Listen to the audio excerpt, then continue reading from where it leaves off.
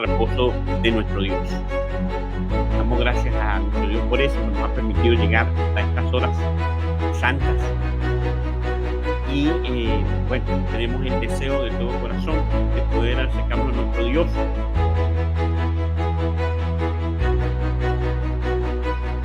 Y tener de su santa palabra, consuelo, instrucción, conocimiento, sabiduría, para así poder recibirlo como un bálsamo que pueda suavizar nuestras almas, pueda ungirnos en espíritu y podamos ser transformados de forma imperceptible a la imagen y semejanza de Cristo Jesús. Muy bien, mis hermanos queridos, gracias por su asistencia. Vamos entonces a comenzar el estudio. Vamos a continuar lo que habíamos ya comenzado a estudiar el viernes pasado, que es el tema del juicio investigador. Así que muy bien, vamos entonces a suplicar la dirección de nuestro Dios por medio de una oración para poder así abrir las palabras, abrir las páginas y leer las palabras de las Santas Escrituras. Así que les pido que me acompañen y se unan en sus lugares a esta oración.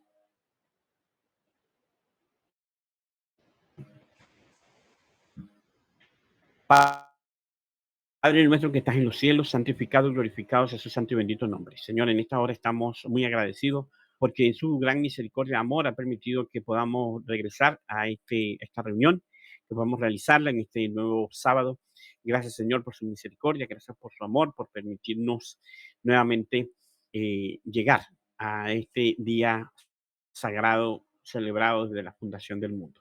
Bendíganos, Señor, permita que su Santo Espíritu esté en nuestros corazones, nuestras mentes, que sus santos ángeles estén nuevamente a nuestro lado, en cada uno de nuestros lugares, que estén allí para instruirnos, para mostrarnos la verdad en su palabra. Gracias, Señor, por su misericordia, gracias por su amor, por su justicia y por interceder por nosotros en el santuario celestial. Todas estas cosas las suplicamos en Cristo Jesús. Amén.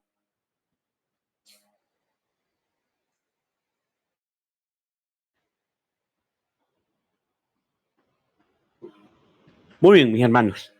Bueno, hemos mencionado en el estudio el viernes, el día en que hemos apartado para estudiar la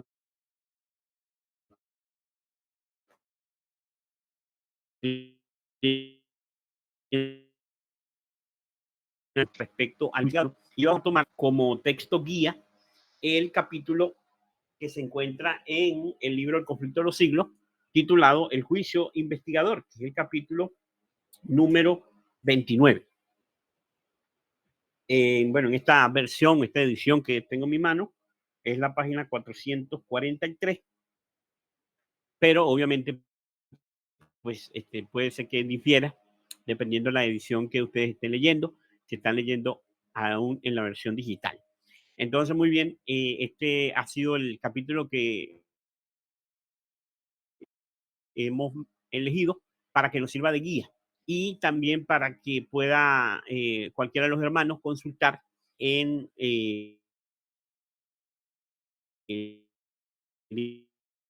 digamos, reflexionando y meditando en este tema, puedan hacerlo con mayor facilidad. Digamos, textos que hemos estado utilizando para ir desarrollando cada una de las ideas. Así que muy bien, vamos entonces a continuar. Habíamos mencionado en el estudio anterior, el viernes pasado, que primeramente, pues la mensajera del Señor en el capítulo El juicio investigador, ella comienza declarando que obviamente le fue presentada la escena, ella comienza introduciendo el capítulo con la escena que encontramos en el capítulo 7 del libro de Daniel, donde se dice que fueron puestos tronos y se vio un anciano de días, el cual se sentó, los libros fueron abiertos y comienza el juicio. Entonces se ve de el gran juicio de Dios, el juicio investigador. Ella comienza diciendo, identificando que el anciano de día es Dios el Padre.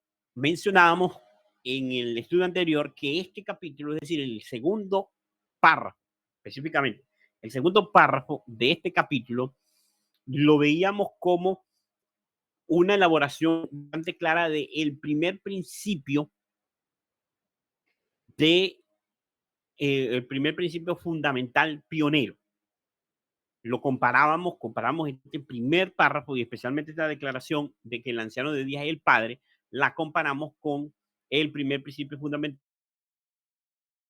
que nos habla de la creencia en un Dios personal.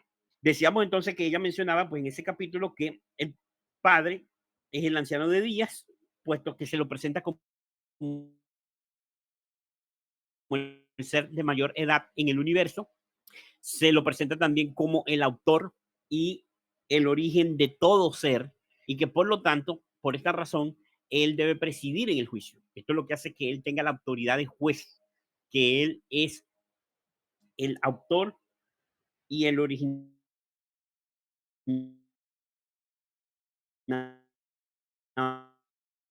de todo ser. Y se presenta también el hecho de que a su favor, él no está solo, sino que está rodeado de millares, de millones de miles de santos ángeles que son sus ministros y sus testigos, y que obviamente están presentes en la escena de este juicio. Mencionábamos que esto tiene relación con el hecho de que Dios, como nos dice la mensaje del Señor en el libro Ministerio de Curación, está presente en todas partes por medio de su espíritu y por los ángeles. Por medio de los santos ángeles, de estos millares y millones de millones de seres celestiales que están alrededor del trono de Dios en el cielo, Dios está en continuo contacto con todas las partes del universo, de su creación, y ellos, es decir, estos seres creados por el Señor, le representan, por esto que son sus mensajeros, y fungen también, como acabamos de leer, como sus testigos en el juicio. Es decir, ellos están presentes en cada circunstancia y en cada lugar, y ellos entonces tienen esa función de dar testimonio de lo que han visto y oído. Ahora bien, en el siguiente párrafo, que era el tercero del capítulo, se nos habla entonces de la introducción en la escena de Daniel 7 de obviamente otro protagonista de esta escena de juicio investigador, que es el Hijo del Hombre, que es traído en las nubes del cielo ante la presencia del anciano de día en el cielo. Y allí se hacían varias, obviamente varias conclusiones. Se nos mencionaba primeramente que esta venida no era la segunda venida de Cristo, sino la venida de Cristo ante el anciano de día, es decir, ante el Padre en el lugar santísimo para comenzar su última obra de mediación y de borramiento de los pecados, su hora final de expiación en el plan de la salvación. Y que precisamente esto mencionamos también que coincidía a la perfección con el segundo principio fundamental de la fe pionera, redactado por Uriah Smith y obviamente ratificado al año siguiente por Jaime White. Entonces, mencionábamos esos dos detalles. También entonces hicimos una relación de cómo fue que esto se verificó, se cumplió, se evidenció con la hermana White, es llevada en visión precisamente este momento en el cielo, y vemos cómo ella en primeros escritos, en el capítulo El fin de los 2300 días, ella menciona que ve el trono en el cielo, ve al Padre sentado, todos los detalles de la figura y la persona del Padre. A Cristo sí lo puede ver. Entonces le pregunta a Cristo si su padre tenía forma como él. Jesús le dice que sí la tenía, pero que ella no podía verla porque si la viese fuese destruida. Entonces inmediatamente se menciona donde está el Padre y el Hijo, entonces está la iglesia y el mundo. Y están obviamente aquellos que estaban atentos a las profecías de Daniel y de Apocalipsis, es decir, el pueblo milerita o el pueblo adventista. Se menciona que en algún momento este pueblo es dividido en dos, es decir, se aparecen dos clases de adventistas. Uno que estaban profundamente interesados mirando todo lo que se estaba haciendo en el trono, y otros que estaban comenzando a perder el interés y se estaban volviendo indiferentes. Mencionábamos que en este momento, en ese momento, se encontraban en el lugar santo.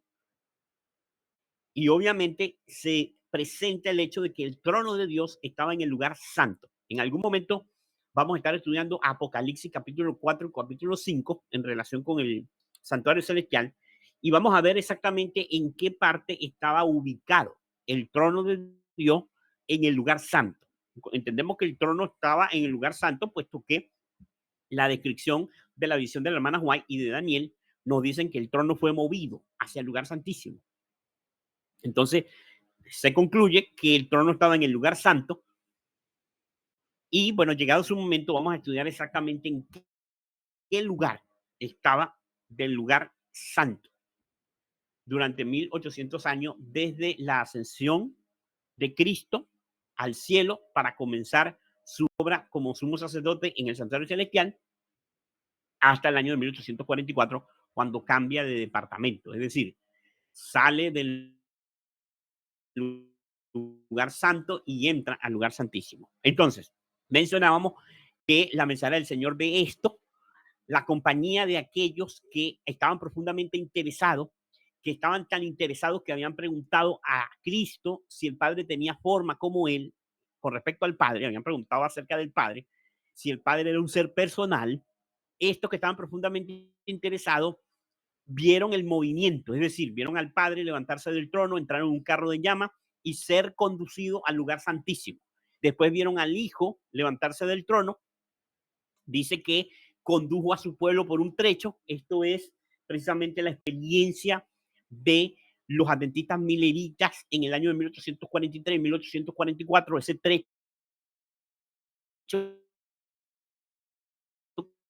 que él los conduce y les da de su espíritu. Precisamente fue el mensaje del primer ángel y el mensaje del segundo ángel con el clamor de la medianoche.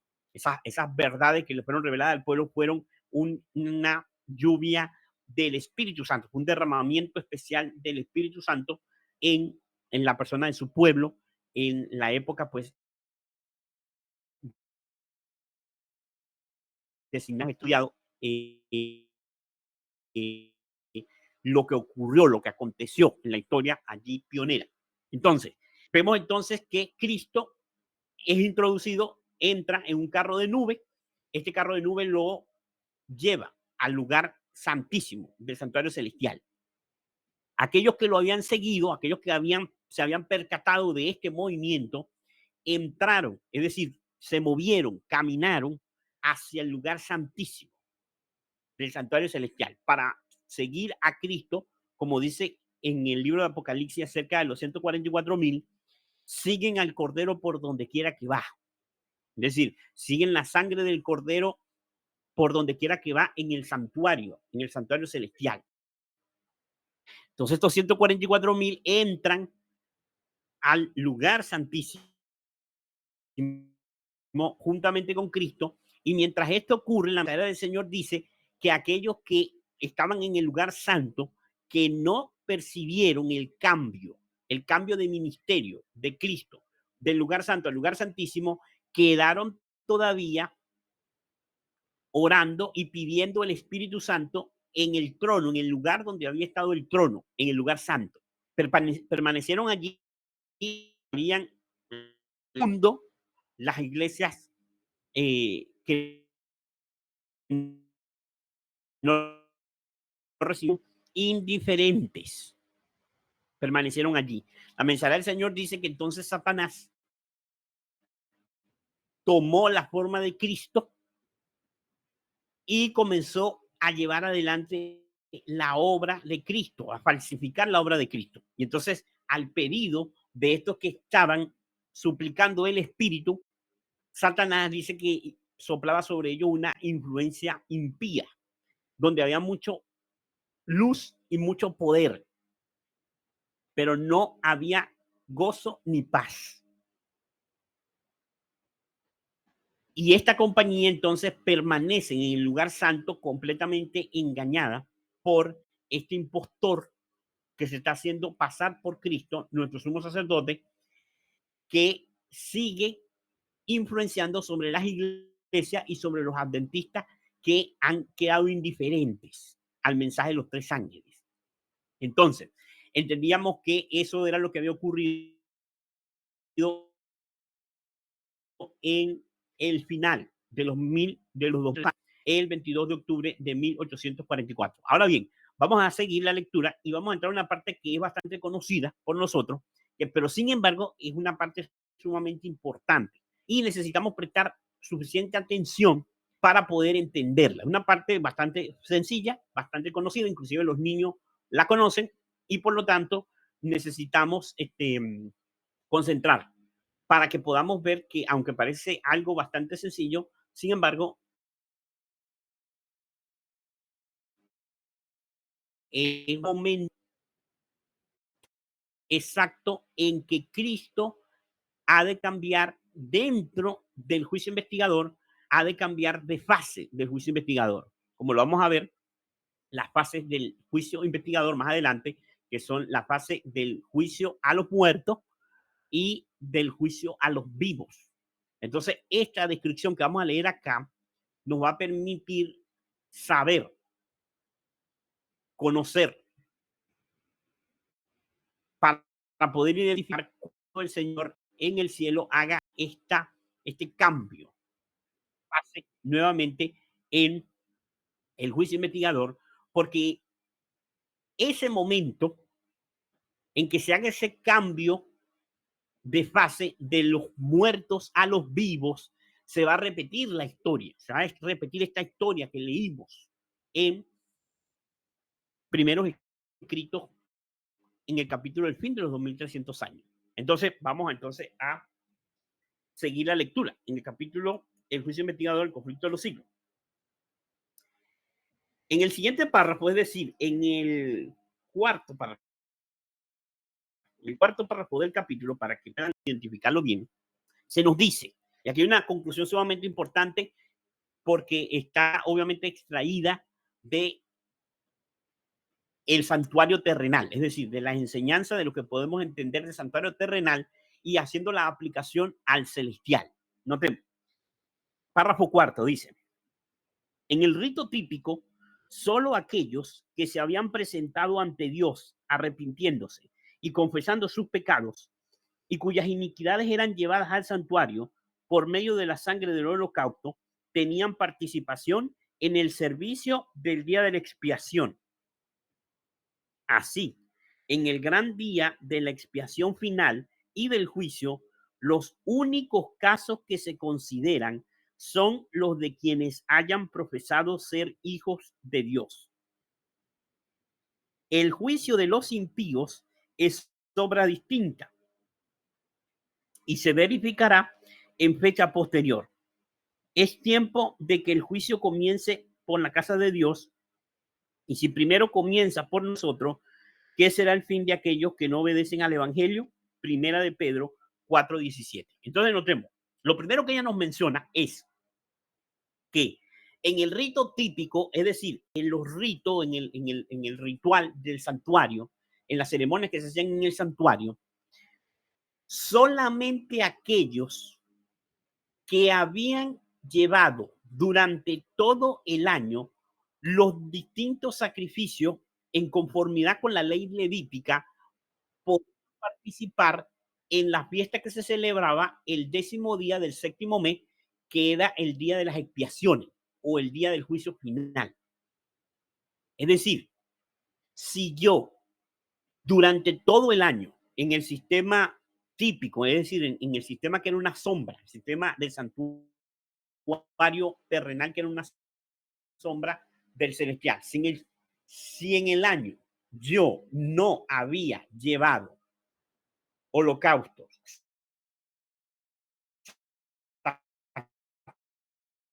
no había llevado sacrificios de expiación, si no había llevado ofrendas de expiación, si no había llevado oblaciones, si no había cumplido con las ceremonias y había registrado.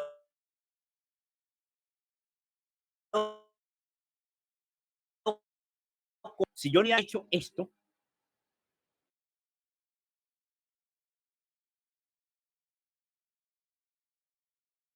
me había arrepentido de cada pequeña relato de que terminemos este tema del juicio investigador y algunas otras consideraciones con respecto al juicio. Vamos a comenzar a estudiar el libro de Levítico.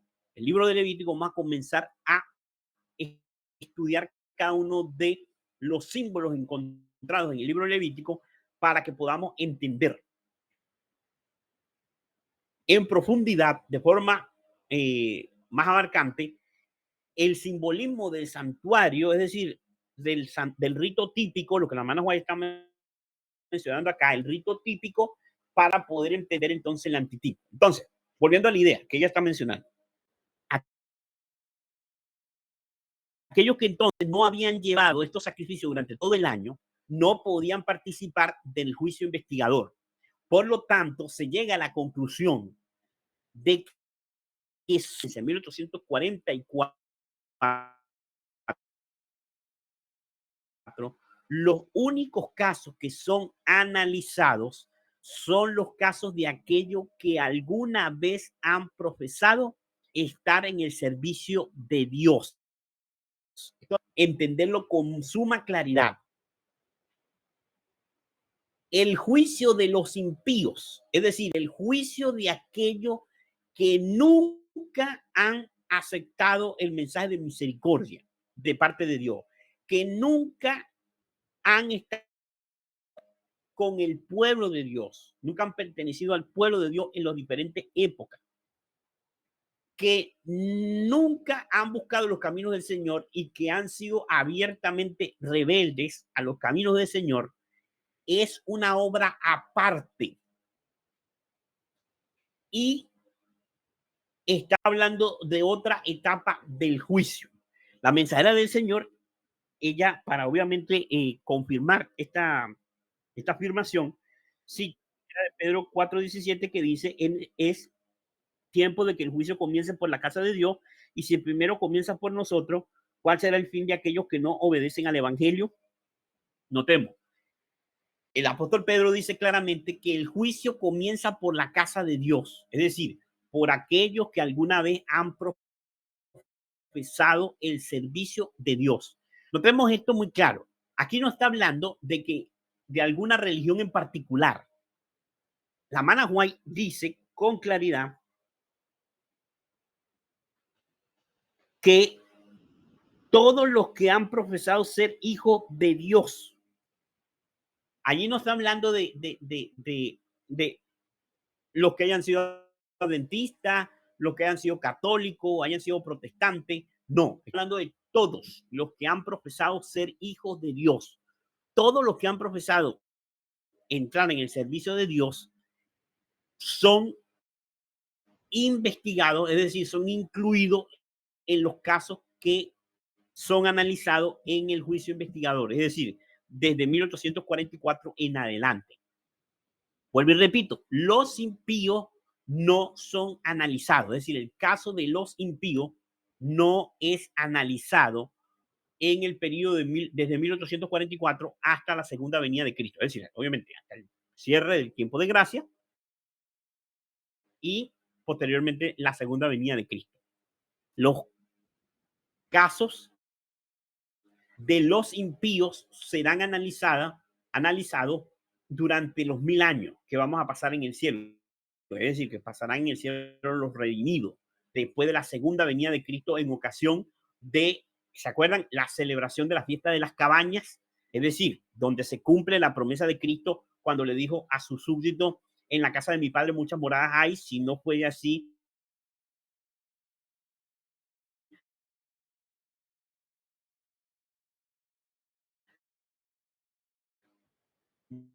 yo lo hubiera dicho, voy por justos los que hayan sido hallados dignos de la resurrección a causa del examen o de la investigación del juicio investigador, es decir, los que hayan sido aprobados por el cielo, serán hallados dignos de la resurrección. Ahorita lo vamos a leer.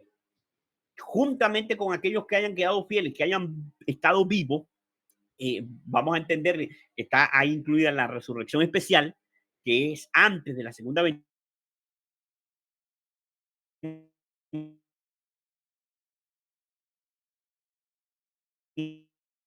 de Cristo y que hayan quedado de la última generación. Cuando Cristo se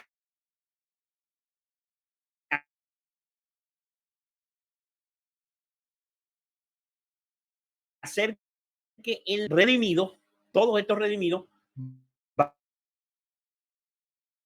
a entrar donde comenzaremos a celebrar la gran fiesta de las cabañas o de los tabernáculos. Y allí entonces comenzará el periodo descrito en la Escritura como los 1000 años, durante los cuales los impíos serán juzgados.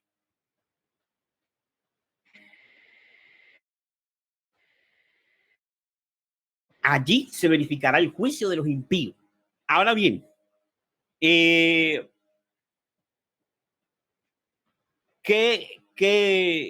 nos enseña la Escritura con respecto a esto? Bueno, el Señor Jesús lo enseñó, el mismo Señor Jesús lo enseñó. Y, y, y lo dijo, el que cree en vida eterna, mas el que no cree ya ha sido condenado. Dice la Escritura, el que no cree en el Hijo de Dios ya ha sido condenado. Es decir, mientras las personas, los seres humanos, estemos completamente en la incredulidad, completamente en el escepticismo, que no busquemos los caminos del Señor, ya esa condición nos condena delante del cielo, puesto que no estamos echando mano de la única solución para el problema del hombre perdido, es decir, el sacrificio de nuestro Señor Jesucristo, su muerte en la cruz del Calvario, que es lo único que nos puede permitir el acceso al santuario celestial. Entonces, si yo no tengo fe en Cristo, no tengo fe en su muerte, no tengo fe en su acción, no tengo fe en la palabra del Señor Jesús, entonces ya yo he sido condenado. Solamente lo que se hace en el cielo es un examen de las causas de por qué esa persona ha sido condenado. Y precisamente este es la parte del juicio que se va a realizar durante los 1000 años. Muy bien, entonces, continuemos. La mensajera del Señor dice en el siguiente párrafo. Esta es la parte que es importante. Notemos. Los libros del cielo en los cuales están consignados los nombres y los actos de los hombres determinarán los fallos del juicio. Noten lo que ella dice, ¿no? Los libros del cielo son los que van a determinar los fallos del juicio. En estos libros están consignados los nombres y los actos de los hombres. La visión, en la visión lo habíamos visto. Dice que el juez se sentó y los libros fueron abiertos.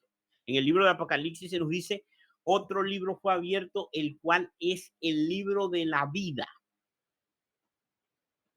Y se nos dice en el libro de Apocalipsis que todos fueron juzgados de acuerdo a lo que estaba escrito en ese libro. Noten, aquí la mensajera del Señor lo dice. Ella dice, el profeta Daniel dice, el juez se sentó y los libros se abrieron. San Juan, describiendo la misma escena en el Apocalipsis, agrega, y otro libro fue abierto, el cual es el de la vida, y fueron juzgados los muertos por las cosas que estaban escritas en los libros según sus obras. Entonces notemos, en el cielo hay libros donde están consignados los nombres y los actos de los hombres, y por esos registros es que se va a dar el fallo de cada caso de los que van a ser analizados. Esto es sumamente importante, hermano, entender esto. Es decir, que cuando estos registros celestiales sean examinados y, como vamos a ver, sean confirmados estos registros celestiales, es decir, los nombres de los que están escritos en el libro de la vida, entonces esa será el fallo, ese será el fallo de la decisión que se tomará sobre cada caso en el juicio. El momento en que se han examinado los libros y como vamos a ver a continuación, que el nombre de cada persona que alguna vez ha profesado ser hijo de Dios o que ha entrado al servicio de Dios quede en el libro de la vida, no sea borrado del libro de la vida. Noten, sigo leyendo. El libro de la vida contiene los nombres de todos los que entraron alguna vez en el servicio de Dios. Noten, el libro de la vida contiene los nombres. En el libro de la vida, lo único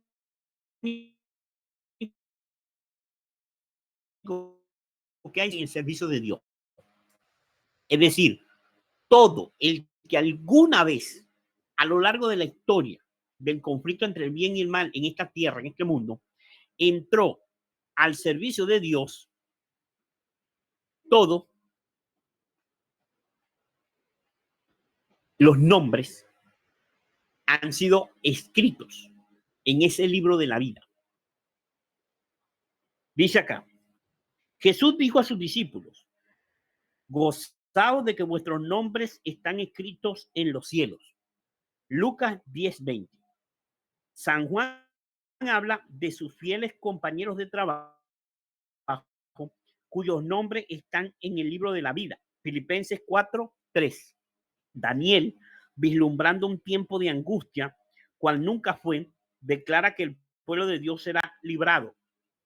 Es decir, todos los que se hallaren escritos en el libro. Daniel 12:1. Y San Juan dice en el Apocalipsis que solo entrarán en la ciudad de Dios aquellos cuyos nombres están escritos en el libro de la vida del Cordero. Apocalipsis 21:27. Entonces notamos, el libro de la vida contiene los nombres de todos aquellos que alguna vez han entrado en el servicio de Dios. Sigo leyendo. Estamos leyendo la descripción básica, fundamental, primaria de lo que significa el libro de la vida. Entonces, sigamos con los siguientes libros. El siguiente párrafo dice, delante de Dios está escrito un libro de memoria, el cual quedan consignadas las buenas obras de los que temen a Jehová y de los que piensan en su nombre. Malaquías 3:16 lo dice así. Entonces notemos, el siguiente libro es el libro de memoria, donde están consignados todos los actos de buenas obras de los que temen a Jehová y de los que piensan en su nombre. Malaquías 3:16. Sus palabras de fe, noten lo que está consignado allí, lo que está registrado. Sus palabras de fe, sus actos de amor están registrados en el cielo. A esto se refiere Nehemías cuando dice, acuérdate de mí, oh Dios mío, y no borres mis obras piadosas que he hecho por la casa de mi Dios. Nehemías 13:14. En el libro de memoria de Dios, todo acto de justicia está inmortalizado. Toda tentación resistida, todo pecado vencido, todas palabras de tierna compasión están fielmente consignados y apuntados también todo acto de sacrificio, todo padecimiento y todo pesar sufrido por causa de Cristo. Notemos esta solemne declaración del Espíritu de Profecía y obviamente de la Escritura. Y es el hecho, mis hermanos, de que estas realidades eternas, estas realidades celestiales que podemos vislumbrar gracias al entendimiento de las escenas del juicio investigador, de las escenas de dirigir nuestra vista por medio de la fe, por medio del Espíritu, al santuario celestial, al lugar santísimo de forma especial. Y ver la realidad de estos registros celestiales, de este registro de memoria, hermano, donde dice allí que cada tentación que ha sido resistida está inmortalizada, está registrada para toda la eternidad, para todo el tiempo. Esto es algo solemne, hermano, porque imagínense entonces lo importante que es resistir la tentación. Muchas veces nosotros estamos allí en el momento de prueba, siendo probados, siendo asediados por las acechanzas del enemigo, y nosotros cedemos aún de forma secreta, aún de forma privada, aún de forma, eh, digamos, encubierta a los ojos humanos. Y sin embargo, teniendo el privilegio de poder resistir esa tentación de manera tal que quede registrada e inmortalizada ese acto de resistencia, de lucha, de triunfo sobre cada tentación, sobre cada mal pensamiento, sobre cada situación, sobre cada provocación, sobre cada momento que el enemigo viene a provocarnos, viene a eh, tratar de que nosotros con nuestras palabras, con nuestros actos, inclusive con nuestros gestos, con nuestras miradas, quebrantemos la ley de nuestro Dios. Todo esto queda registrado, esto es solemne, hermano, porque hasta lo más insignificante que parezca quedará inmortalizado, quedará registrado allí por la eternidad. Ahora noten lo que sigue diciendo. Aquí dice, todo acto de padecimiento, todo pesar sufrido por causa de Cristo. Muchas veces los siervos de Dios a lo largo de la historia, y uno mismo lo puede experimentar en su propia vida, como por por causa de Cristo, nótese bien, sufrimos padecimiento, sufrimos contradicciones, es decir, sufrimos bajo el peso de los actos de los impíos. Llevamos el oprobio, somos perseguidos. Todas esas cosas que aparentemente parecen pasar inadvertidas para el mundo son inmortalizadas allí. Cada cosa que usted ha hecho, cada cosa que ha sacrificio, cada acto de misericordia, cada momento que ha sido rechazado, cada palabra tierna que ha sido tal vez malentendida, que ha sido atacada, que ha sido rechazada, todas estas cosas quedan también inmortalizadas en este registro de memoria. Dice el salmista, dice la Manahuay, tú cuentas los pasos de mi vida errante. Perdón. Tú cuentas los pasos de mi vida errante. Pon mis lágrimas en tu redoma. ¿No están en tu libro? Salmo 56:8. Hasta nuestras lágrimas, por causa de la verdad, por causa de las almas, las lágrimas de una madre por un hijo impenitente, por un hijo impío, de un esposo, de una esposa, por causa de su pareja, las lágrimas de un padre por sus hijos, todas estas cosas están consignadas en este libro. Las lágrimas de una persona que está predicando la verdad hacia otros para que la reciban, y al ver el rechazo y ver lo que produce en la vida de estas personas, las lágrimas que debe derramar todo aquel que verdaderamente ama las almas. Todas estas cosas quedan entonces registradas en este libro de memoria. Entonces, notemos que entonces ya llevamos el libro de la vida, están consignados los nombres de todos los que alguna vez entraron en el servicio de Dios. El siguiente libro es el libro de memoria, están consignadas todas las buenas obras. Esto nosotros lo hemos entendido, es de conocimiento básico prácticamente del adventismo, pero después vamos a ver que esto tiene una importancia sumamente crucial para el entendimiento sobre el tema del juicio. Sigue diciendo el siguiente párrafo. Hay además un registro en el cual figuran los pecados de los hombres, pues que Dios traerá toda obra a juicio juntamente con toda cosa encubierta, sea buena o sea mala. Eclesiastés 12:14.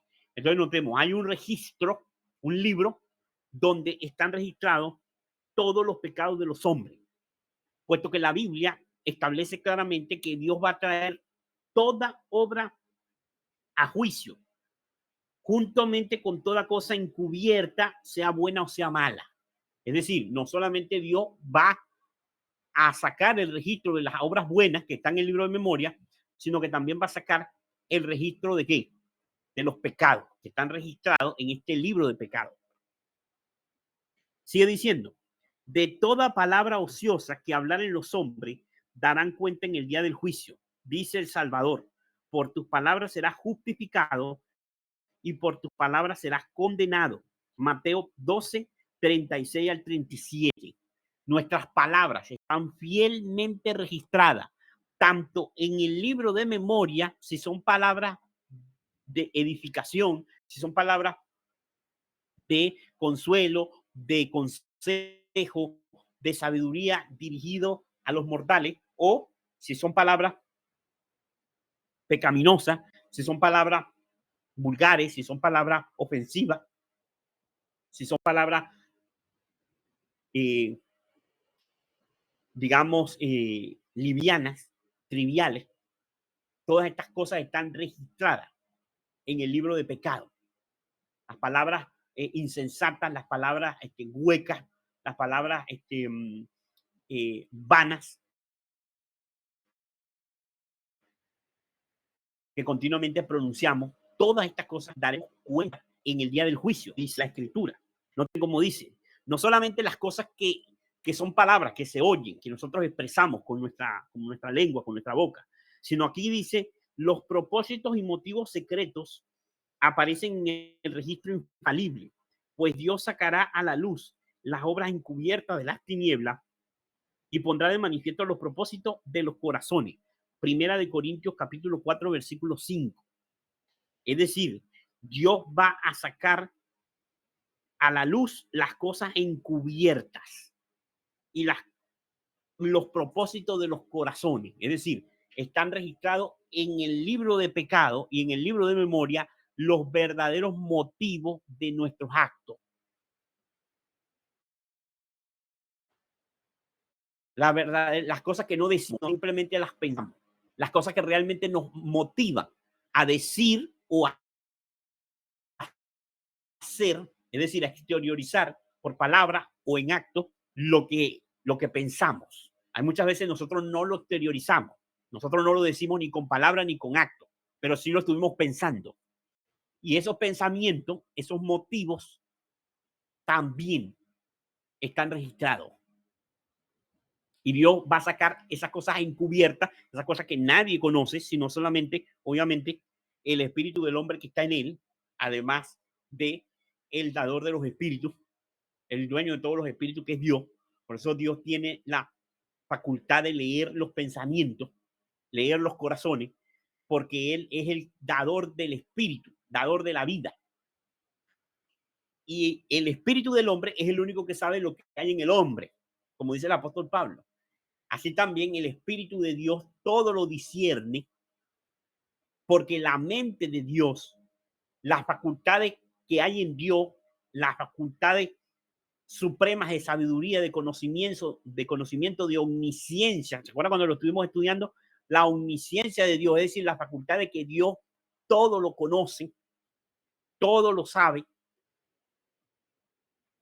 Estas facultades son dadas al hombre, es decir, la facultad del hombre de tener sabiduría, de tener una conciencia, de tener raciocinio, de pensar, es dada por Dios al recibir el espíritu, el aliento de vida. Y por eso Dios puede leer la mente, porque es Dios el que le concede esta facultad al ser humano y a todos los seres creados del universo, todos los seres creados inteligentes del universo. Le da esa facultad. Y como Dios es la fuente de esa facultad, entonces Dios puede leer como un libro abierto estos corazones y estas mentes. Y Él puede darle esa facultad también a sus instrumentos. Obviamente el Señor Jesús tiene esta facultad, Él lo demostró mientras estuvo vivo en este mundo. Y a los santos ángeles, que son seres creados, en algunos momentos el Señor los habilita para que ellos puedan, obviamente, discernir los secretos de los corazones. Por eso es que dice la Escritura que los ángeles son espíritus ministradores. Es decir, son espíritus capaces de leer los pensamientos y los propósitos que hay en los corazones de los seres humanos. Y esto queda registrado por los ángeles en los registros celestiales. Entonces dice acá, he aquí que esto está escrito delante de mí, vuestras iniquidades y las iniquidades de vuestros padres juntamente, dice Jehová. Y Isaías 65, 6 y 7. Nuestros pecados están escritos en Dios, tanto nuestras palabras como nuestros actos, pero también como nuestros pensamientos. No podemos escapar a estas solemnes realidades. Dice acá, la obra de cada uno pasa bajo la mirada de Dios y es registrada e imputada ya como señal de fidelidad, ya de infidelidad. Note, es imputada la obra. Esto es interesante para poder entender el mensaje de la justificación por la fe.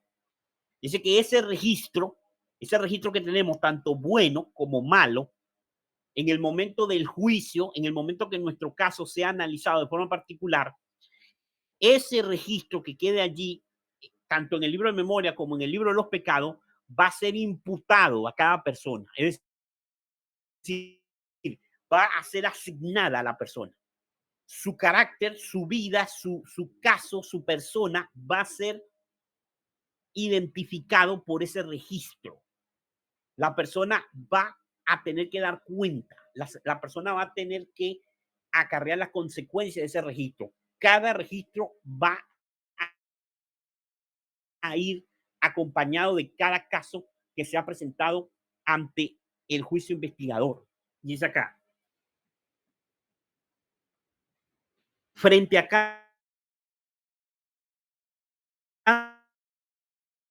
cada mala palabra, cada acto egoísta, cada deber descuidado y cada pecado secreto, con todas las tretas arteras, las admoniciones o reconvenciones divinas despreciadas, los momentos perdidos, las oportunidades desperdiciadas, la influencia ejercida para bien o para mal, con su resultado, todo fue registrado por el ángel anotador. Qué terrible. Terrible esto, hermano. Cuando nos ponemos a reflexionar en esto, noten, dice,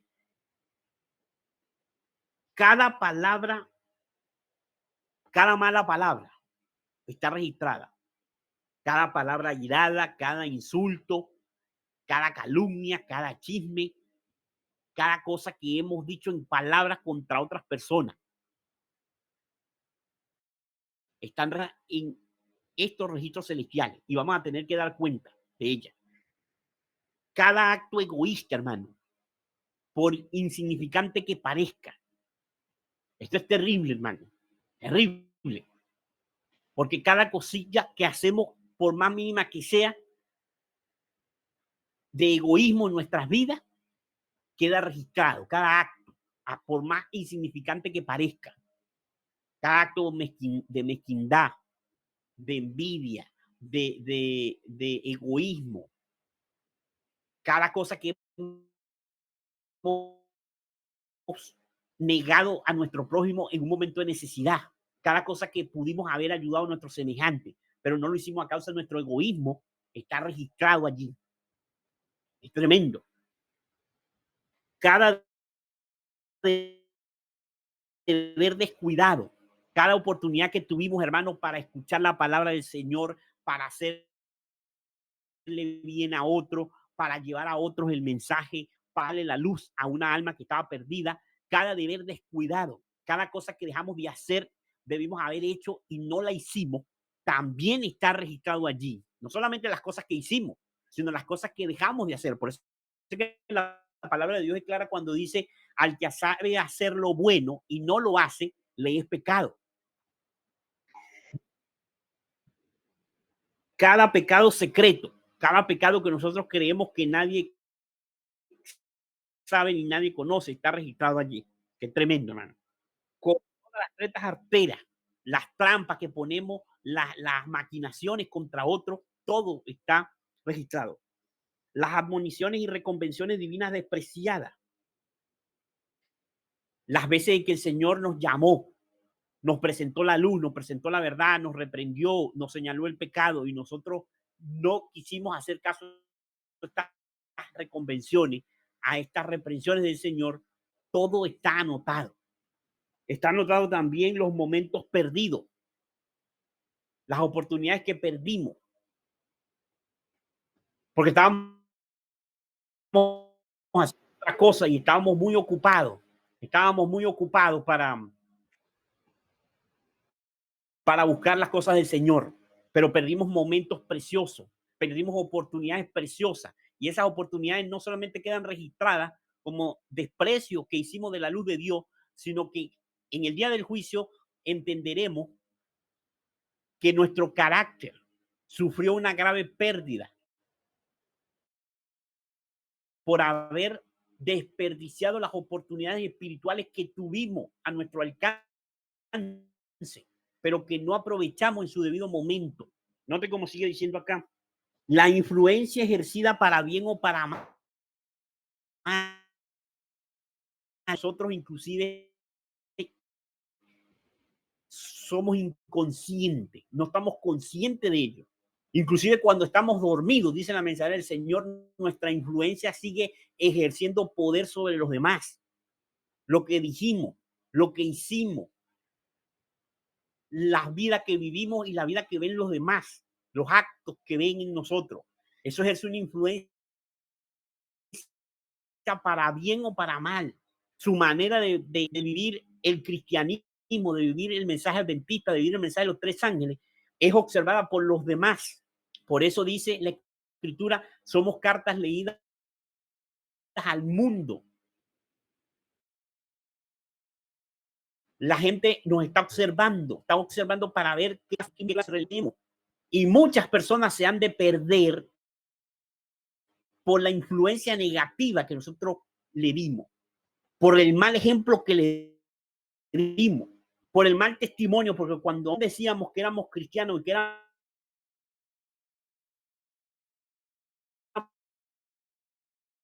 la luz de los demás,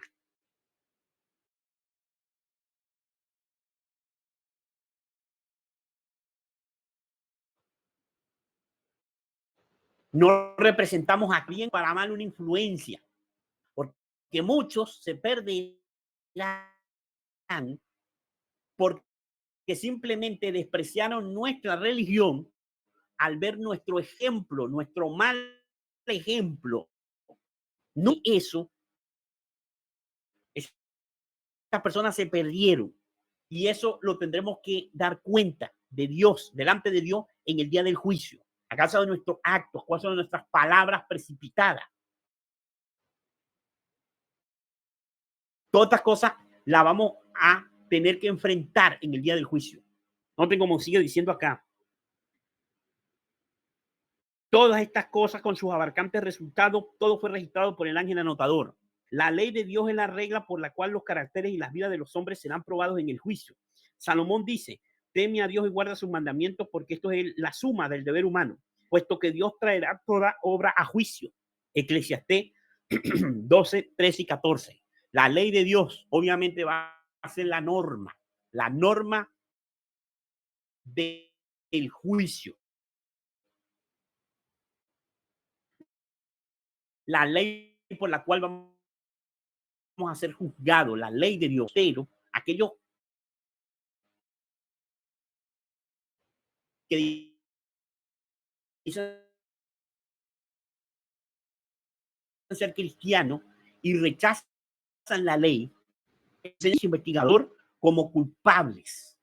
Y en ellos se va a cumplir lo que dijo Jesús, serán llamados muy pequeños en el reino de Dios. Porque todo aquel que enseñe que estas cosas no se deben de cumplir, y todo aquel que enseña esto será llamado grande, pero el que enseña que la ley no ha de ser guardada será llamado pequeño en el reino de Dios. Es decir, en el juicio investigador será llamado pequeño. Por eso dice la Escritura en otra parte que cuando las gentes digan, Señor, no profetizamos en tu nombre y en tu nombre echamos fuera demonios, el Señor le va a decir, no te conozco, apártate de mí, obrador de maldad. En ese momento en que se han pasado los casos de aquellos que, si bien formaban parte del servicio de Dios, porque eran parte de una iglesia protestante, una iglesia evangélica, la misma iglesia adventista, que hoy en día está predicando este mismo error de que la ley no se puede guardar y de que nosotros no vamos a definir nuestro destino eterno por la ley de Dios. Todos aquellos que sostienen estos errores van a ser condenados en el juicio investigador. Sigue diciendo, el apóstol Santiago amonesta a sus hermanos diciéndole, así hablad pues y así obrad como hombres que van a ser juzgados por la ley de la libertad. Santiago 2:12. Los que en el juicio serán tenidos por dignos tendrán parte en la resurrección de los justos. Esto es sumamente importante. Notemos, esto está hablando del final del juicio. Los que sean tenidos por dignos juicio, es decir, los que aprueben la investigación que se va a esos libros, los que hayan sido tenidos justos, estos son los que van a tener parte en la resurrección de los justos. Jesús dijo, los que sean tenidos por dignos de alcanzar aquel siglo venidero y la resurrección de entre los muertos, son iguales a los ángeles y son hijos de Dios, siendo hijos de la resurrección. Lucas y 36. Es decir, aquellos que hayan sido tenidos dignos. Es decir, aquellos que se hayan encontrado que son dignos, que hayan sido examinados, esos formarán parte en la resurrección. Noten la figura de un examen, de un escrutinio, de una investigación. Porque mucha gente dice, no, la palabra en juicio investigador no está en la Biblia. La palabra juicio investigador la inventaron los adventistas. La inventó Elena G. de White y esto es completamente incorrecto. La idea está explícita en la escritura y está presente en la escritura. Si bien obviamente el término investigador no se encuentra en la Biblia, sí se encuentra juicio y sí se encuentra la figura de que los que reciban el galardón al final del juicio serán los que han sido tenidos por dignos. Es decir, aquellos que han sido examinados y han sido hallados dignos, mientras otros serán hallados faltos. Eso lo enseña claramente la escritura. Entonces noten cómo dice. Y además declara que los que hicieron bien saldrán a la resurrección de vida. Juan 5:29. Juan 5:29 entonces reafirma, los que hicieron el bien saldrán a la resurrección de vida, formarán parte de la resurrección. Los que hicieron el bien, no simplemente los que creyeron en Cristo, no simplemente los que estaban escritos en un libro, en una iglesia, en una denominación, sino los que hicieron el bien serán los resucitados, los que reciban la recompensa final de los justos. Sigue diciendo, los justos ya muertos no serán resucitados más que después del juicio, en el cual habrán sido juzgados dignos de la resurrección de vida. Noten, obviamente, esto nos quiere decir que el juicio de Dios debe ser realizado antes de la resurrección de los muertos, pues es en este juicio en que es determinado quiénes son dignos de la resurrección. Entonces, el juicio de Dios, el juicio investigador, tiene que ser antes de la resurrección de los justos, no puede ser después. Tiene que ser antes de la resurrección de los justos. ¿Por qué menciono esto? Porque hay algunas iglesias, como las iglesias que creen en el rapto secreto, que creen que el juicio va a ser después de los 1000 años. Y esto es un gravísimo error. Noten cómo sigue diciendo. Los justos ya muertos no serán resucitados más que después del juicio, en el cual habrán sido juzgados dignos de la resurrección. No estarán pues presentes en persona ante el tribunal cuando sus registros serán examinados y sus causas sean falladas. Noten esto importante. Los que están siendo juzgados en el juicio investigador no están en persona en el juicio. Y entiéndase bien esto. No están presentes en persona en el juicio. ¿Por qué razón? Porque ellos están en su tumba y ellos están siendo examinados para ver si son dignos de la resurrección, están muertos, están en su tumba, por lo tanto, no están presentes en el juicio. La doctrina del juicio también derriba la falsa doctrina de la inmortalidad del alma, de que la persona cuando muere inmediatamente recibe recompensa, según los que creen en la inmortalidad del alma, católico y muchas religiones protestantes, que los justos cuando mueren se van al cielo, o si han sido pecadores infieles, se van directamente al infierno, a la condenación final. Esto es completamente ajeno a las escrituras y completamente ajeno a la verdad del juicio investigador. Porque para poder resucitar, por eso es que las iglesias no hablan de la resurrección, no hablan de la gran verdad de la resurrección, como en otros temas lo hemos analizado, porque la resurrección será el culmen, el último toque, el toque final, dice la mensaje del Señor, el toque final de la inmortalidad de aquellos que hayan sido justificados en Cristo Jesús. Es decir, para aquellos que participen de la gran resurrección en ocasión de la segunda venida de Cristo, en la nube de los cielos, porque fueron hallados dignos en el juicio, porque están en su sepulcro. Entonces no están en personas en el juicio. Además de esto, notémoslo. En la escritura nos dice lo siguiente, notemos lo que nos dice lo siguiente. En la escritura se presenta como en el capítulo 25 del Evangelio según San Mateo, en una parábola que dice que cuando venga Cristo en las nubes de los cielos y todos sus santos ángeles con él, él va a poner a las ovejas a su derecha y a la izquierda a los cabritos.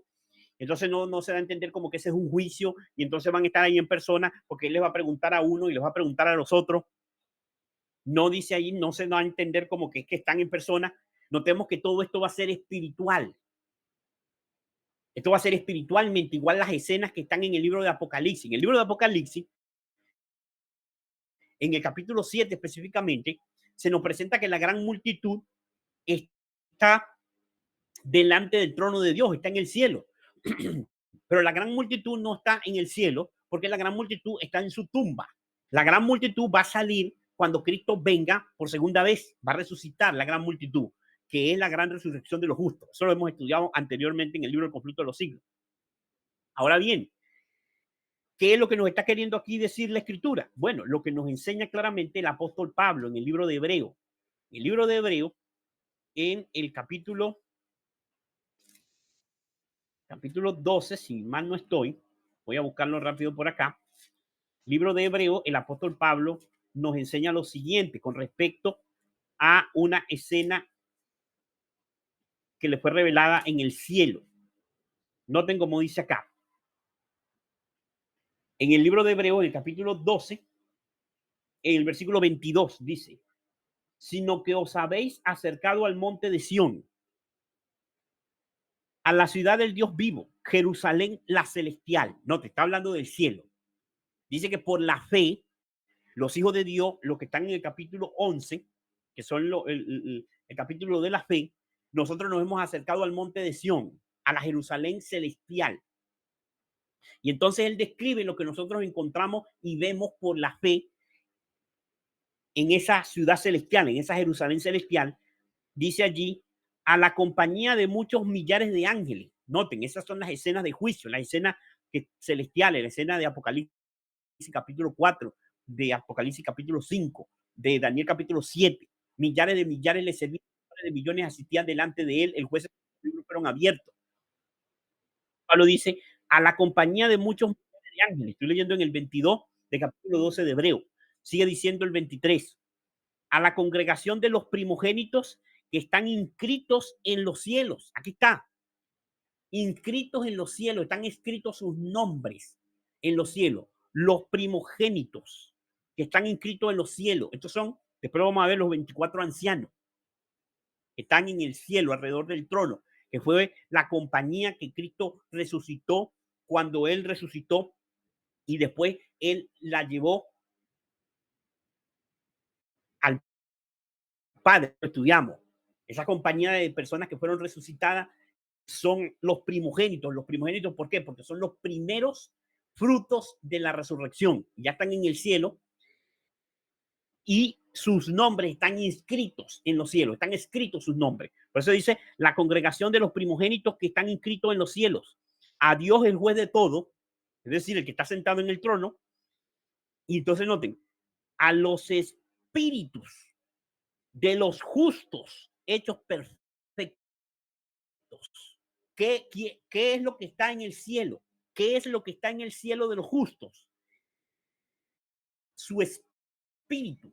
Los justos están presentes en espíritu, mas no en persona.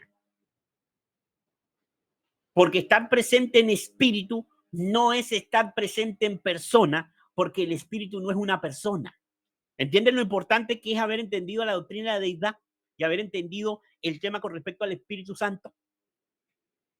Los justos no están presentes en persona en el juicio, porque lo que está de lo justo en el juicio es el espíritu de lo justo. ¿Y cómo es eso que el espíritu de lo justo? Porque cuando los justos fueron a su tumba, el espíritu vuelve a Dios que lo dio. Y hemos estudiado en otros temas anteriores que el espíritu es el carácter del hombre. ¿Y cómo es que el carácter del hombre está en el cielo? En los registros celestiales. En los registros celestiales está plasmado el carácter del hombre. Noten, lo vamos a leer. Noten como dice aquí la mensajera del Señor. Noten. Jesús aparecerá como el abogado de ellos para interceder en su favor ante Dios. Si alguno hubiere pecado, abogado tenemos para con el Padre a Jesucristo el justo. Primera de Juan 2:1. Porque no entró Cristo en el lugar santo hecho de mano, que es una mera representación del verdadero, sino en el cielo mismo para presentarse ahora delante de Dios por nosotros, por lo cual también puede salvar hasta lo sumo a los que se acercan a Dios por medio de él, viviendo siempre para interceder por ellos. Hebreos 9:24 y 7:25. A medida que los libros de memoria se van abriendo y el juicio, las vidas de todos los que hayan creído en Jesús pasan ante Dios para ser examinadas por él. A medida que los libros se van abriendo, las vidas de los justos van siendo examinadas delante de Jesucristo. Empezando con los que vivieron los primeros en la tierra. Nuestro abogado presenta los casos de cada generación sucesiva y termina con los vivos. Noten, entonces, el juicio, por eso una vez lo mencionamos, el juicio investigador comenzó con los primeros que vivieron en la tierra, que se presentaron al servicio de Dios, que profesaron ser hijos de Dios. Es decir, ¿quiénes fueron los primeros casos analizados en 1844? Abel, que fue el primero que murió en la fe. Adán, Eva y Caín. Y ustedes dirán, ¿por qué Caín? Bueno, porque Caín profesó servir a Dios porque él llevó el sacrificio, es decir, él llevó la ofrenda, él no llevó sacrificio, él llevó el producto de la tierra, pero él lo quería presentar como una ofrenda, como un sacrificio en el altar, y esto fue lo que causó su desaprobación ante Dios. Pero él quiso profesar servir a Dios, solamente que quiso servir a Dios como bien le pareció. Entonces Caín está incluido en el juicio investigador. Los que no están incluidos son sus hijos. Los hijos de Caín, que están en el registro de Génesis, son los que no están incluidos en el juicio investigador. Pero Caín sí. Así que estos fueron los primeros casos que fueron analizados en 1844 y de ahí en adelante todas esas generaciones sucesivamente. Y este juicio termina obviamente con los que estén vivos, los que están vivos en el tiempo de la segunda venida de Cristo. Entonces, primero se analizan los casos de todos los muertos porque necesitan ser examinados para determinar si son dignos de resucitar, y después se analizarán los casos de los vivos, de los que sean considerados por el cielo como vivos. Entonces, todos estos casos a lo largo de la historia han sido analizados generación tras generación de forma sucesiva. Desde las primeras generaciones han sido examinados todos aquellos que entraron alguna vez al servicio de Dios. Están siendo examinados. Sus espíritus, es decir, su carácter, está siendo examinado, está siendo pesado en la balanza del santuario. Dice aquí la mensajera del Señor, y con esto voy a ir terminando. cada, cada nombre es mencionado, cada caso cuidadosamente investigado.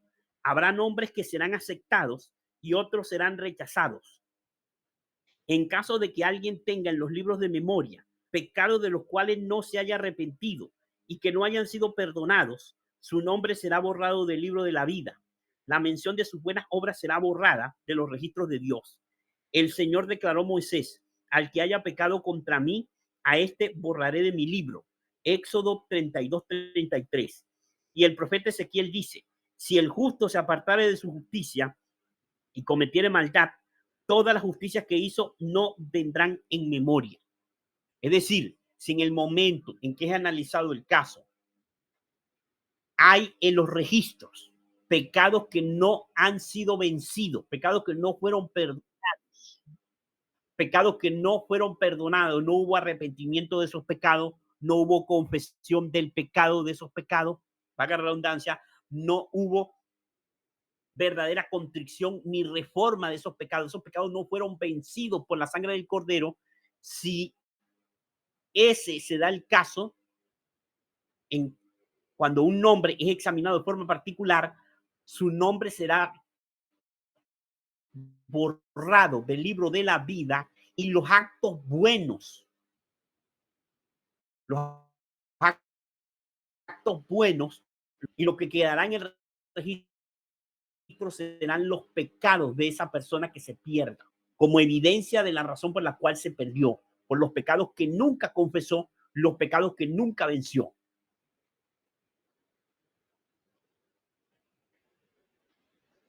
A todos los que se hayan arrepentido verdaderamente de sus pecados y que hayan aceptado con fe la sangre de Cristo como su sacrificio expiatorio, se les ha inscrito el perdón frente a sus nombres en los libros del cielo. Como llegaron a ser partícipes de la justicia de Cristo y su carácter está en armonía con la ley de Dios, sus pecados serán borrados y ellos mismos serán juzgados de la vida eterna. El Señor declara por el profeta Isaías: yo, yo soy aquel que borro tus transgresiones a causa de mí mismo y no me acordaré más de tus pecados. Jesús dijo: el que venciere será así revestido de ropas blancas y no borraré su nombre del libro de la vida, sino que confesaré su nombre delante de mi Padre y delante de sus santos ángeles. A todo aquel pues que me confesare delante de los hombres, le confesaré yo también delante de mi Padre que está en los cielos, pero a cualquiera que me negare delante de los hombres, le negaré yo también delante de mi Padre que está en los cielos. Apocalipsis 3:5 y Mateo capítulo 10, versículos 32 y 33. Entonces, aquí nos vamos a detener, hermano. Lo tenemos, porque necesitamos tener esta idea clara. Tenemos que tener la idea clara, la figura de estos registros. Libro de la vida registra los nombres de los que han entrado en el servicio de Dios. Libro de memoria, las obras buenas. Libro de pecado, los pecados. Si durante la vida de la persona empieza, no se arrepiente, no se reforma, no se aparta de algún pecado en particular que está registrado en el registro de pecado, si en el momento que pase su caso, su nombre sea analizado en el juicio, si su nombre es pasado en revista y hay algún pecado no confesado y no vencido, esto será causa de que su nombre no sea confesado delante del Padre. Es decir, el momento en que Cristo lo examina y se pesa estos registros celestiales, si la persona ha vencido todo pecado por la gracia de Cristo y ha recibido la justicia de Cristo, esta persona van a ser borrados sus pecados, nombre va a permanecer en el libro de la vida. En el momento del análisis final de su caso, su nombre va a quedar. Pero si ese no es su situación, sino que hay un pecado que no ha sido confesado, ni perdonado, ni ha sido vencido, en el momento en que pase su caso, eso será la causa de que su y lo que va a ser borrado son sus actos buenos. Y Cristo no va a confesar su nombre delante del Padre. Noten,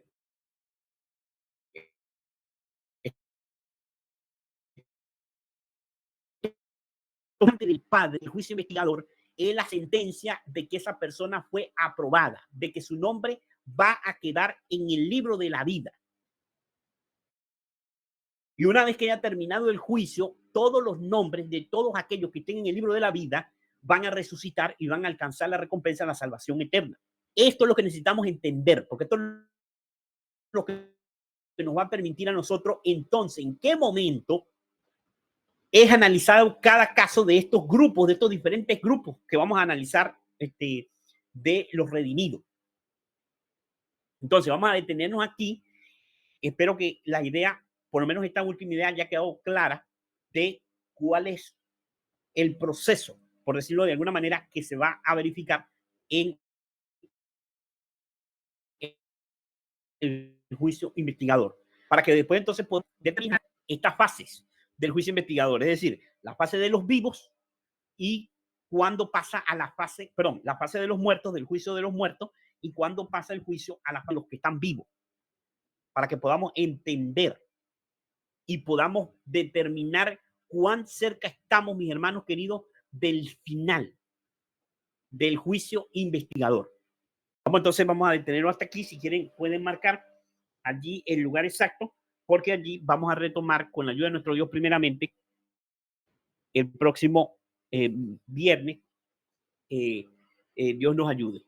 Entonces, si hay alguna pregunta, algún comentario en este momento, pueden hacerlo con libertad.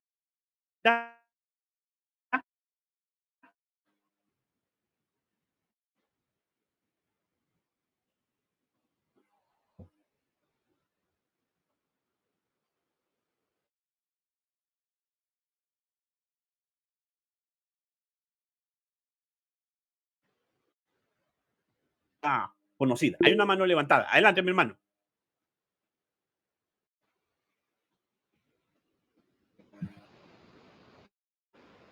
Adelante, mi hermano. No le escuchamos.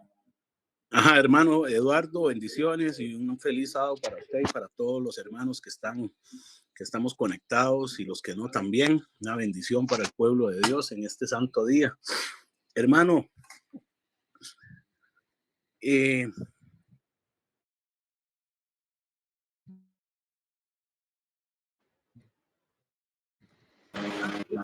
una persona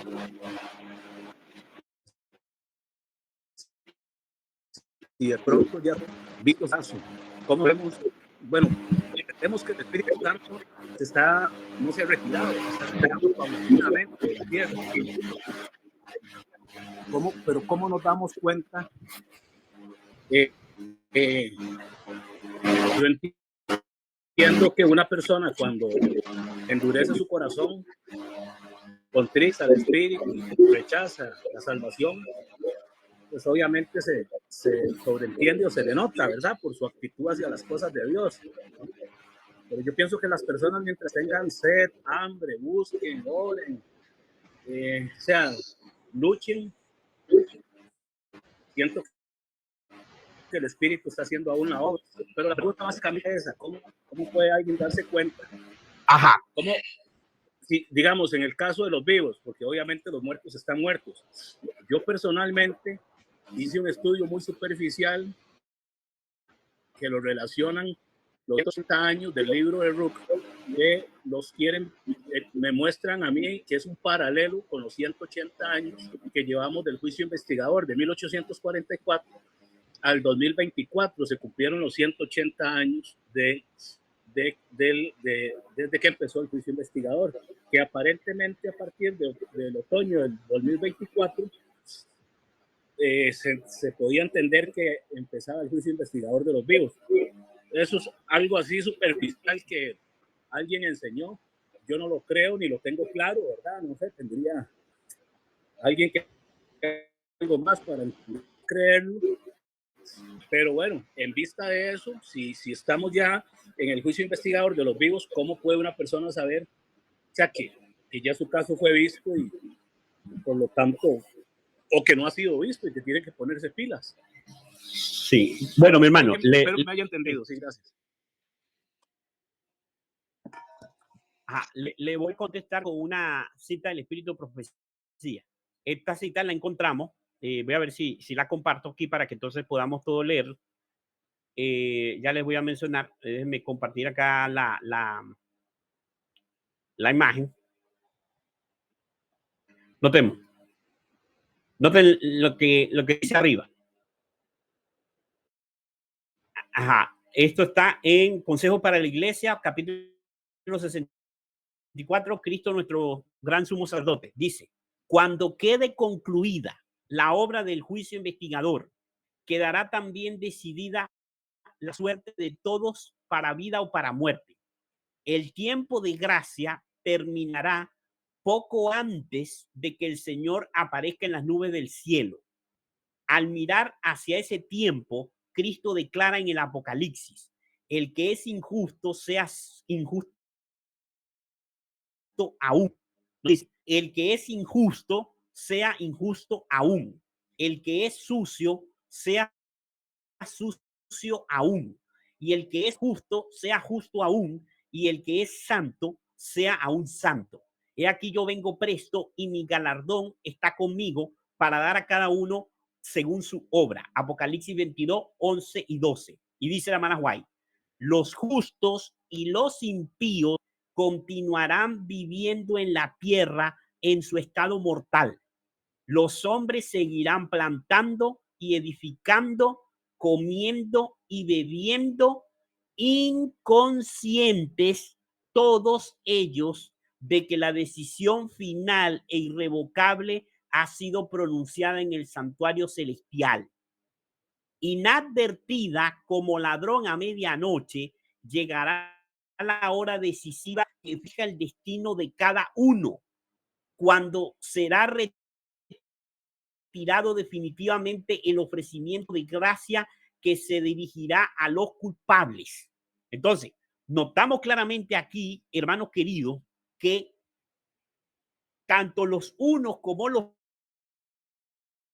otros, es decir, tanto los que se han aprobado como los que se han desaprobado, todos seremos inconscientes. Es decir, no nos vamos a dar cuenta de que nuestro caso ha sido analizado en el santuario celestial, sino hasta que sea completamente tarde. Es decir, cuando ya haya pasado tiempo. Esto es lo que enseña el Señor Jesús y que nos enseña la historia de Noé en el diluvio. De lo que nos enseña el momento en que se cerró el arca. Ya en varias oportunidades lo hemos analizado. El arca se cerró 7 días antes del castigo. Y el que cayera el castigo y el que estaba sufriendo el castigo fue cuando se dio cuenta que ya había sido condenado. Pero esa condenación había ocurrido 7 días antes. Cuando él se dio cuenta, ya era tarde. Ya había pasado tiempo. Cuando se cerró la puerta en el arca, no había ocurrido absolutamente nada. La gente siguió comiendo, bebiendo, casándose, dándose en casamiento, dice el mismo Señor Jesús, refiriéndose a ese tiempo, hasta que vino el diluvio y se los llevó a todos. La gente siguió inconsciente, inclusive hasta el mismo Noé, sus hijos y su familia, que estaban dentro del arca, que estaba cerca el castigo, pero no se habían dado cuenta de que en el momento en que entraron y que se les dio la orden de entrar y que el ángel bajó y cerró la puerta del arca, no se dieron cuenta en ese momento de que su destino había sido sellado para ser salvados del diluvio. Cuando comenzaron a ver el diluvio y cuando comenzaron a sobrevivir, a estar allí viendo el arca flotar y todas estas cosas, obviamente ellos se dieron cuenta que el Señor los estaba salvando.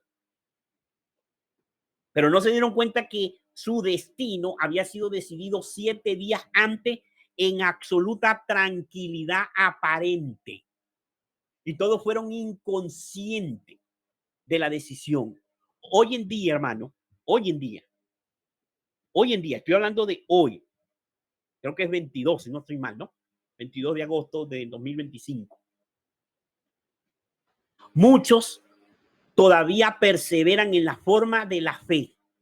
Muchos todavía perseveran en la forma de la predicación del mensaje del tercer ángel. Y como vamos a ver en el estudio que sigue, Muchos ya han sellado su destino eterno. Estoy hablando de la generación que está viva ahora.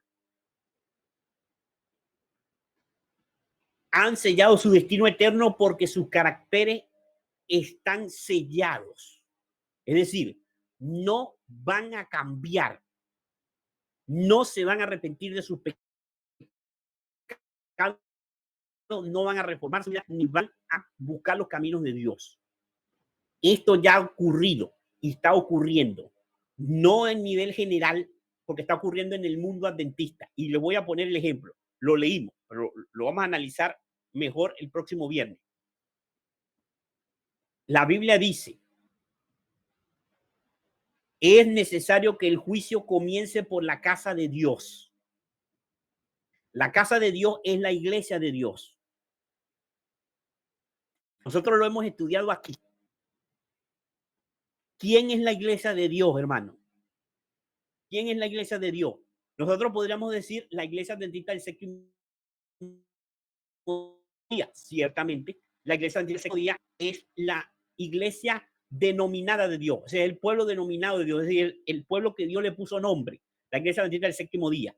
Pero dentro de la iglesia adventista del séptimo día hay diferentes grupos. Hay unos adventistas que están en completa ignorancia, que no distinguen su mano derecha ni de su mano izquierda, porque sencillamente entraron a esta organización, a esta iglesia, cuando ya la organización estaba en la plena apostasía omega. Y lo que conocen es el mensaje distorsionado de los tres ángeles.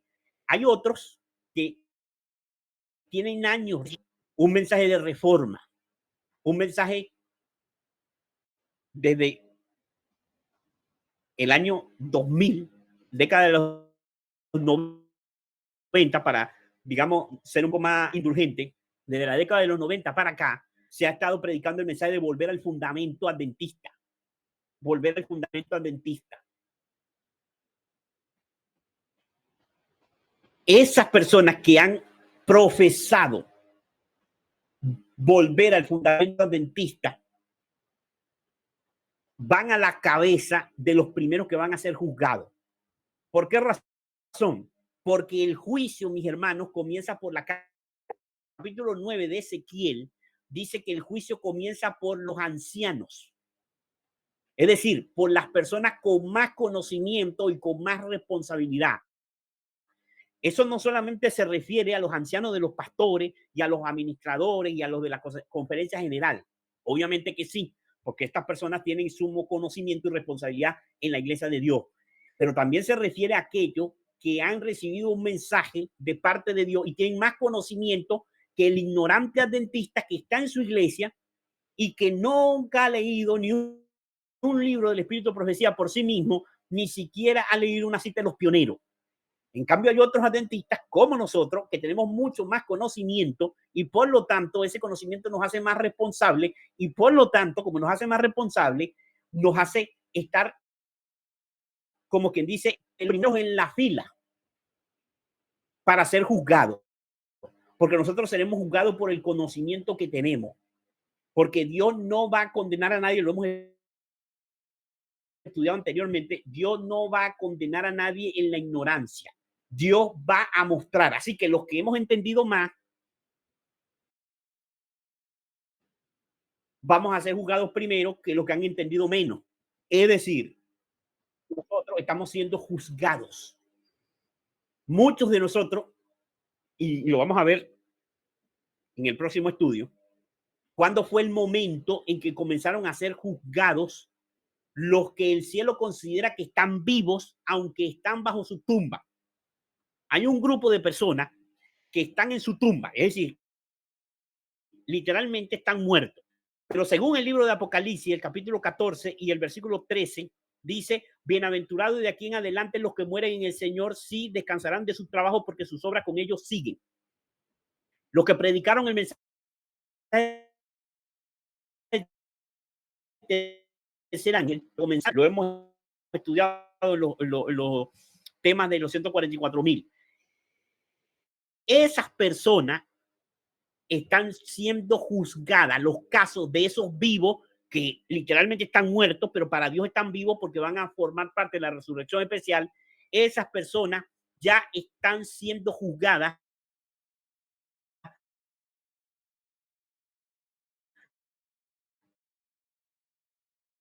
desde el momento en que los pioneros, juicio hacia los pioneros adventistas, cuando los ministerios de sostén propio,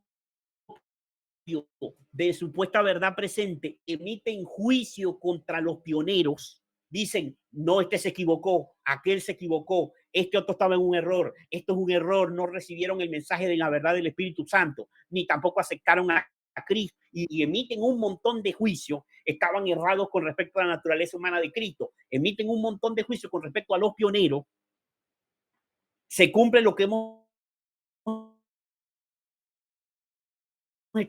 cuando dice, lo que ates en la tierra será atado en el cielo y lo que desates en la tierra será desatado en el cielo, porque la iglesia tiene su autoridad. Entonces, cuando la iglesia juzga mal, cuando la iglesia hace un juicio impío, es decir, y pronuncia cosas como que si los pioneros adventistas estuvieran vivos, no podrían ser parte de la denominación adventista. En el juicio, Cristo está declarando el nombre de esos pioneros delante del Padre. Y está diciendo, no, Señor, esto me pertenecen. Tienen mi sello en su frente, el sello del Dios vivo, porque recibieron la verdad el sábado y fueron santificados en la verdad del mensaje del tercer ángel. Cuando la iglesia, los ministerios de sostén propio comenzaron a emitir y rechazar el mensaje de los pioneros, comenzó el juicio de los primeros, que son los primeros vivos. Porque son, aunque están muertos, la hermana White dijo, los muertos han de hablar. ¿Cómo lo harán? Por medio de sus escritos. Cuando eso comenzó la fase del juicio de los muertos, es decir, todos los que murieron antes de 1844 y que no formaron parte ni el mensaje del primero, ni el segundo, ni el tercero, fueron juzgados. Cuando comenzó el mensaje de rechazo a los pioneros por parte de la Iglesia Adventista del Séptimo Día, y cuando pasó ese rechazo a los ministerios de sostén propio de supuesta verdad presente, es porque eso ha sido progresivo, el rechazo. Y los que están siendo juzgados en el cielo, cuando nosotros los rechazamos, Dios los está vindicando en el cielo y está dejando sus nombres anotados en el libro de la vida, y el yo rechazarlo, me estoy preparando ¿para qué? Para yo ser rechazado por Dios. Porque cuando yo digo, no, esa gente estaban en el error, esa gente estaban descarriados y pertenecían a no sé qué cultos con unas ideas extrañas, etcétera, etcétera, etcétera, la hermana White se dejó influenciar por ello, etcétera, etcétera, etcétera, que son los juicios que se emiten en la iglesia moderna. Algunos dicen, no, los pioneros todos eran trinitarios y ellos todos llegaron a la comprensión de la Trinidad. Están emitiendo un juicio. Están en juicio y esos juicios que emiten están en armonía con el juicio, es decir, están en paralelo con el juicio que está arriba, pero están completamente diferentes. Por eso es que el Señor Jesús lo dijo en su palabra, dice, mis caminos no son vuestros caminos, ni mis dichos son vuestros dichos, ni mis hechos son vuestros hechos. ¿Por qué? Porque son porque les faltó conocimiento. Ahora, ¿qué es lo que estoy queriendo mencionar con todo esto? Esto es una obra que ya está en el pasado. Esto de que se ha rechazado a los pioneros y que los pioneros están siendo juzgados, ya es una cosa pasada. Pero pronto va a pasar de los pioneros, es decir, de los que están en su tumba, que han de resucitar en la resurrección especial, pronto el juicio ha de pasar a los que han profesado, que han recibido el mensaje de los pioneros, pero que no han puesto su vida en armonía con la fe pionera. Entonces va a pasar de los pioneros que literalmente están muertos a los que decimos, porque soy yo incluido ahí, a los que decimos que hemos recibido el mensaje de las sendas antiguas, pero no lo hemos recibido de verdad porque nuestra vida no está en armonía con ese mensaje. Y entonces vamos a comenzar a ser juzgados. Y estos acontecimientos se van a ver en relación con la proximidad del levantamiento de la imagen de la bestia en los Estados Unidos, Norteamérica, la unión entre la iglesia protestante de los Estados Unidos y el poder civil de Estados Unidos, Norteamérica, y la promulgación o proclamación de la ley dominical nacional. a medida que se acercan esos eventos, los casos de aquellos que hemos profesado, que hemos buscado las sendas antiguas del adventismo original, el adventismo histórico, estamos siendo juzgados. Aquellos que hemos rechazado el mensaje de esta hora, el mensaje que está siendo proclamado ahora mismo, viendo los acontecimientos que se están desenvolviendo en el mundo, nos está pasando lo que les pasó a los pioneros entre el año de 1843 y 1844. Los que no siguieron a Cristo, los que no estaban atentos. Uno se volvieron indiferentes y los otros siguieron atentos. Tanto los unos como los otros sufrieron el gran chasco el 22 de octubre de 1844. Pero no se habían dado cuenta de que no tenían aceite suficiente, aceite extra suficiente, sino los que eran vírgenes prudentes. Eso es lo que estamos viviendo en este tiempo, en este preciso momento. Ninguno de nosotros puede saber si nosotros hemos sido juzgados o no hemos sido juzgados. Somos completamente inconscientes. Y a medida que se acerque la promulgación de la Ley Dominical Nacional, cada vez será inminente el análisis de cada caso, de cada tema. Vuelvo y repito, esto depende del conocimiento y de la luz que hemos recibido y del rechazo que hemos hecho de la misma, del trato que le hemos dado a la luz y al conocimiento que hemos tenido durante años que hemos estado, digamos, volviendo al mensaje histórico adventista. Esto está delante de nosotros y esto ha de proseguir hasta que veamos los acontecimientos finales. Y cuando podamos ver el cumplimiento de estas cosas, podamos nosotros entonces entender, como lo dice en el libro Maranata. Noten por acá, dice acá, la mensajera del Señor dice: unos pocos, sí, solo unos pocos de entre el gran número de habitantes de la tierra serán salvados para vida eterna, mientras que las masas que no han perfeccionado sus almas en obediencia de la verdad serán destinadas a la segunda muerte. Mientras se prosigue el juicio investigador en el cielo, mientras los pecados de los creyentes arrepentidos son quitados del santuario, debe llevarse a cabo una obra especial de purificación, de liberación del pecado entre el pueblo de Dios en la tierra. Este es Maranata, página del 31 de agosto. De Maranata, 31 de agosto. Se nos menciona el juicio investigador. Ahora bien, obviamente esto lo vamos a seguir tratando de entender, pero lo que quiero que entiendan, hermanos, es que esto es inconsciente. Nosotros no nos vamos a dar cuenta porque no estamos en persona en el juicio. Solamente podremos saberlo si acabamos de ser condenados, no lo vamos a saber. Si acabamos de ser juzgados, no lo vamos a saber. Lo sabremos después, en ocasión de la crisis dominical. Ahí algunos comenzarán a tener testimonio. Algunos podrán comenzar a entender su verdadera condición ante el cielo. Por eso es que dice: vi adventistas del séptimo día desesperados, que estaban, cuando llegó la ley dominical, dice que los vio desamparados, los vio completamente turbados, pero no por el tiempo de angustia, sino como una angustia como la de Judas, después de haber traicionado a Jesús y ver cómo Jesús no hizo absolutamente nada para libertarse. Porque él pensó que obligando a Jesús a ser entregado, Jesús iba a imponer su fuerza, iba a liberarse y ellos iban a tener que reconocer que él era el Mesías. Y resulta ser que se equivocó, que él quedó como el gran traidor y como el gran hombre de pecado, el hijo de perdición, que había mencionado en la profecía. Y dice que él estaba tan desesperado. La Mana White en una visión dice que van a ver sus vestiduras blancas y van a ver que están llenas de manchas. Por todas sus vestiduras están llenas de manchas. Dice inclusive tienen manchas de sangre, de la sangre de las personas, por cuya influencia se perdieron. Estas manchas van a manchar sus vestiduras. pero solamente serán conscientes de estas cosas después de los acontecimientos finales.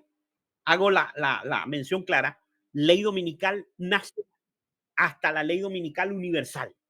Algunos, porque algunos serán tan endurecidos y tan tercos y tan obstinados en su apostasía que jamás se darán cuenta sino hasta que vean a Cristo en la nube del cielo. Y solamente cuando vean a Cristo viniendo en las nubes del cielo, dirán a las piedras caer sobre nosotros y escondernos de la ira de aquel que viene en la nube. Entonces, mis hermanos queridos, de todas maneras, esto lo vamos a seguir analizando el próximo viernes. Les hago la invitación para que puedan perseverar en estos estudios y podamos entonces tener una idea más clara. De todas maneras, el próximo viernes vamos a tratar de puntualizar más en estos asuntos que hemos mencionado. Así que el Señor, hermano, tenga misericordia de cada uno de nosotros. Vamos a orar, vamos a despedir este estudio con una oración. Que el Señor me les bendiga a todos y que podamos comprender la solemnidad del tiempo en el cual estamos viviendo. Que debemos buscar a Dios, debemos buscarlo de todo corazón, debemos perseverar, debemos luchar contra las tendencias de nuestro propio carácter, debemos luchar contra el pecado, debemos perseverar, debemos hacer como Pedro, debemos hacer como Jacob, cuando dice que se aferró a la vestidura y le dijo, no te dejaré hasta que no me bendiga. Nosotros no tenemos seguridad de que estamos salvos, no tenemos seguridad de que vamos a ser aprobados en el juicio. Por eso necesitamos estar allí como Pedro dice, apártate de mí porque soy un hombre indigno, pero Pedro estaba allí y cuando Pedro escuchó el llamado de Jesús que le dijo, yo haré de ti pescador de hombre, él lo abandonó todo. Pedro lo abandonó todo y siguió a Jesús. Aunque Pedro sabía lo imperfecto que era, lo pecador que era, y que era digno de que Cristo se apartara de él. Cuando el llamado, yo haré de ti un pescador de hombre, dice que dejando las redes, lo abandonó todo y siguió a Cristo. Eso es lo único que va a determinar nuestro destino eterno, hermano. Que perseveremos, que busquemos de todo corazón a Dios, su palabra, busquemos la justicia de Cristo y todas las demás cosas nos serán añadidas. Eso les digo, hermano. Vamos a orar. Oremos.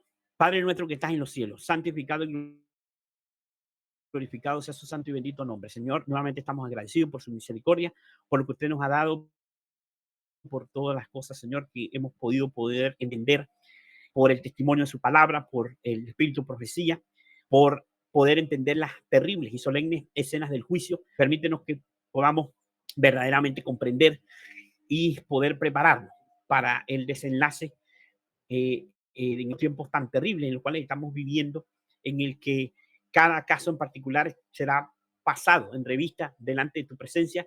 Ayúdenos, Señor, a que podamos estar en pie. No seamos hallados desnudos, sino cubiertos de la justicia inmaculada de nuestro Señor Jesucristo. Perdone nuestros pecados y nuestras faltas, Señor.